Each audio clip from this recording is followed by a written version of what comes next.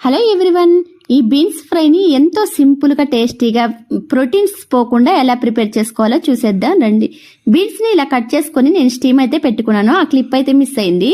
ఒక 5 నిమిషాలు స్టీమ్ పెట్టుకుని పక్కనైతే పెట్టేసుకున్నాను. ఇప్పుడు 5 వెల్లుల్లి రెబ్బలు ఇలా ఒలుచుకొని పక్కన పెట్టుకుందాం.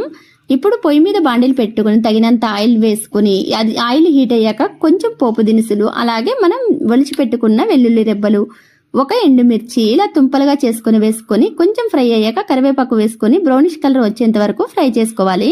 ఇప్పుడు మనం స్టీమ్ పెట్టుకున్న బీన్స్ అయితే ఇలా వేసుకొని బాగా వేయించుకోవాలి.